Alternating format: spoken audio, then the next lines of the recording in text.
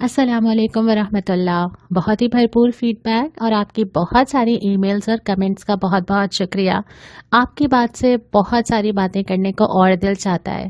آپ جب شامل ہوتے ہیں، اپنی بات پہنچاتے ہیں تو بہت ساری سوچ کے نئے راستے کھلتے ہیں. کل ہم نے جہاں بات چھوڑی تھی آج کیا وہیں سے بات شروع کریں؟ آج ہم نے کیا بات کرنی تھی؟ وہ یہ کرنی تھی کہ معاشرے میں میری حیثیت اور وقت کیا ہے، ورتھ کیا ہے، کیسے لوگ مجھے مانیں، کیسے لوگ میری عزت کریں، کیسے مجھے کچھ سمجھا جائے. اس پہ آج ہم بات کریں گے. کچھ چیزیں جو ایسی ہیں نا جو میرے ہاتھ میں نہیں ہیں. جب میں پیدا ہوتی ہوں جو چیز مجھے جیسے ملتی ہے وہ ویسے ہی ہوتی ہے، اور کچھ چیزیں ایسی ہیں جو میرے ہاتھ میں ہوتی ہیں. جو چیزیں مجھے نہیں ملی ہوتی میں ان کے بارے میں بہت سوچتی ہوں نا. اور ہم میں سے ہر ایک کی شاید یہی کرتا ہے کہ وہ ان چیزوں کے بارے میں سوچتا ہے جو مجھے نہیں ملی، مجھے چاہیے، کاش میرے پاس ہوتی، میرے پاس کیوں نہیں ہے.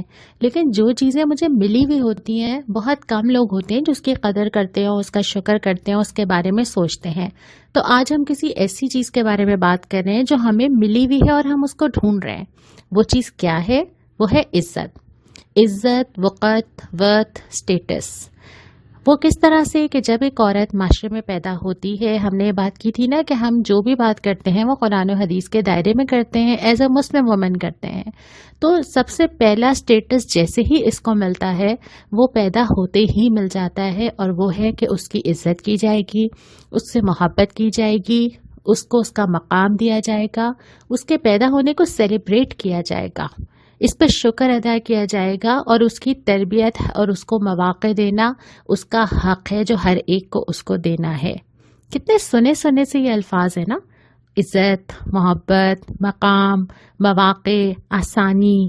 یہ ساری چیزیں جو مانگی جاتی ہیں، پوچھی جاتی ہیں، تلاش کی جاتی ہیں، ساری دنیا ایک دوسرے سے مانگ رہی ہے، لیکن اسلام مانگے بغیر دیتا ہے. اور یہ نہیں کہتا کہ اس عورت کو جواب دینا ہے، وہ یہ کہتا ہے کہ اگر تم یہ نہیں دو گے تو تم اللہ کو جواب دو گے. اور یہ چیزیں تمہیں اس لیے دینی ہے کہ تم کسی عورت کے اوپر احسان نہیں کرتے. اور یہ عورت اور مرد دونوں سے مخاطب ہے وہ، کہ اگر ایک بیٹی پیدا ہوتی ہے تو ماں اور باپ دونوں کی ذمہ داری ہے کہ وہ اس کی کفالت کریں. دونوں کو جنت کی بشارت دی جاتی ہے، اور جو کسی بیٹی کے پیدا ہونے پہ اس کی کفالت کا ذمہ لیتا ہے اس کو اللہ تعالیٰ جنت کی بشارت دیتے ہیں. اور آپ صلی اللہ علیہ وسلم کہتے ہیں کہ میرے ساتھ ہوگا. ماں کا مرتبہ جب وہ اولاد کو جنم دیتی ہے تو کسی اور نے طے نہیں کرنا ہے، اللہ تعالیٰ خود ہی طے کر کے فرما دیتے ہیں کہ اس کے قدموں تلے جنت ہو رہی ہے. لیکن یہ ساری چیزیں ایسی ہیں کہ ہر رشتہ پابند ہو جاتا ہے کہ وہ اس کو اس کے حیثیت کے مطابق وہ مرتبہ، وہ عزت، وہ اسٹیٹس دے، ورنہ اس نے اللہ تعالیٰ کو جواب دینا ہے. اب وہ بیٹی ہے تو بھی اگزامپلز ملتی ہیں کہ آپ صلی اللہ علیہ وسلم کا حضرت فاطمہ کے ساتھ کیا سلوک ہے کہ آپ خبرگیری کرتے ہیں، پوچھتے ہیں، تحائف بیچتے ہیں، جاتے ہیں، آتی ہیں تو کھڑے ہو جاتے ہیں. تمام چیزیں. اگر وہ بیوی ہے تو اس کے پورے حقوق ملتے ہیں کہ فرمایا جاتا ہے کہ دیکھو میں اپنی بیویوں کے لیے بہت اچھا ہوں اور تم لوگ اپنی بیویوں کے لیے بہت زیادہ اچھے ہو، اور میں پسند کرتا ہوں اس کو. ہر رشتے میں جو عورت کو حق ملنا چاہیے نا، اسلام اس کو خود ہی دیتا ہے اور اس کو عورت ہونے کی وجہ سے عزت دیتا ہے. لیکن مسئلہ یہ ہے کہ ہمیں آس پاس نظر نہیں آتا.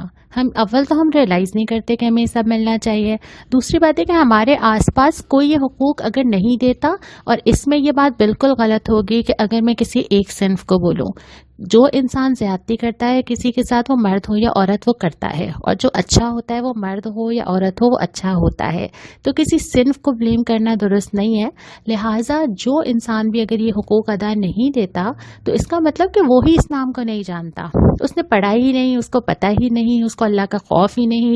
اور ہم معاشرے کے اندر اتنی ساری چیزیں لے کے چل رہے ہیں نا، ایک کنفیوژن ہمارے معاشرے کے اندر ہے. اس کی وجہ یہ ہے کہ ہم میں سے کوئی کلیئر ہی نہیں ہے اس بنیاد پر کہ ہمیں کیا کیا چیزیں خود بخود اسلام نے دی ہیں اور ہم وہی چیزیں مانگ رہے ہیں. ہمیں پتہ ہی نہیں ہے کہ اسلام کے اندر کیا ہے، ہمیں پتہ ہی نہیں ہے کہ ہمارے معاشرے کے اندر اسلام کے نام پہ کیا کیا جاہلانہ چیزیں ہو رہی ہیں. اور ہمارا معاشرہ ایک بیلنس معاشرہ نہیں ہے.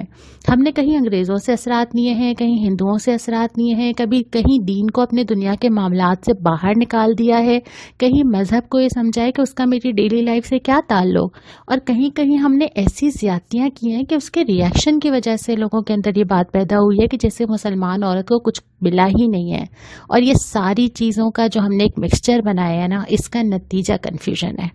जिसकी वजह से हम ये बातें करते हैं और इस बात में सब हुकूक मांग रहे हैं जो कि ऑलरेडी उनके पास मौजूद हैं। जो बात मैं आपसे करती हूँ, एक और सवाल पैदा हो जाता है। अब मुझे ये समझना पड़ेगा कि कौन से हुकूक हैं जो इस्लाम ने मुझे ऑलरेडी दिए हुए हैं और वो कौन से हुकूक हैं जो मुझे पता ही नहीं है कि मेरे पास हैं।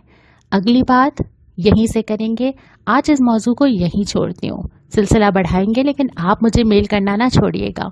आपके कमेंट्स का, मेल का इंतज़ार रहेगा। अस्सलाम वालेकुम रहमतुल्लाह।